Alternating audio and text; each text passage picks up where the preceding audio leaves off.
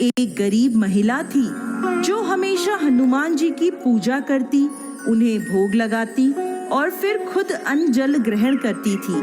वो रोजाना हनुमान जी को रोटी का चूरमा बनाकर भोग लगाती थी और भोग लगाते समय कहती, लाल लंगोटी हाथ में घोटी, मैं आपको खिलाऊं, खाइए रोटी।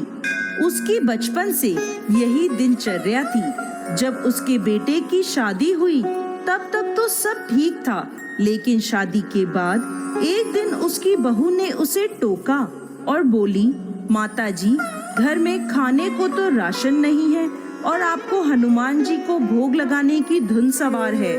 परंतु वह नहीं मानी। तब उसकी बहू ने गुस्से में आकर उसे कमरे में बंद कर दिया।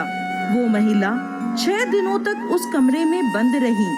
उधर एक दिन उसके बेटे की नौकरी छूट गई और वो लोग दाने दाने को मोहताज हो गए। 7वें दिन उस महिला के कमरे में एक ब्राह्मण प्रकट हुए और उस महिला को उसी मंत्र के साथ खाने को रोटी का चूरमा दिया जिस मंत्र से वो हनुमान जी को भोग लगाती थी। तब महिला ने खाने से मना कर दिया और बोली, आज तो आप खिला देंगे, कल कौन खिलाएगा, बाद में कौन खिलाएगा। तब वह ब्राह्मण बोले, मैं रोज आऊंगा तुम्हें भोजन कराने। तब महिला ने भोजन स्वीकार कर लिया। उस दिन उस महिला की बहू को सास का ध्यान आया। तब उसने कमरे में देखा कि महिला सकुशल थी और भोजन कर रही थी।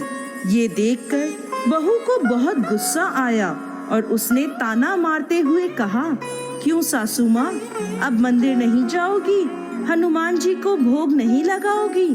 तब वह महिला बोली, मैं तो मरते दम तक मंदिर जाऊंगी, हनुमान जी को भोग भी लगाऊंगी।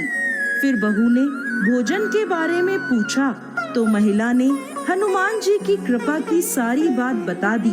ये सुनकर बहू को हनुमान जी की कृपा और अपनी सास की सच्ची भक्ति का एहसास हुआ और वो अपनी सास के पैरों में गिर पड़ी। और उस दिन से सास और बहू दोनों ने हनुमान जी को भोग लगाने का नियम ले लिया।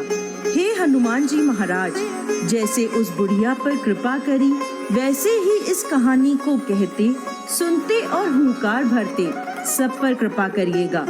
बोलिए हनुमान जी महाराज की जय।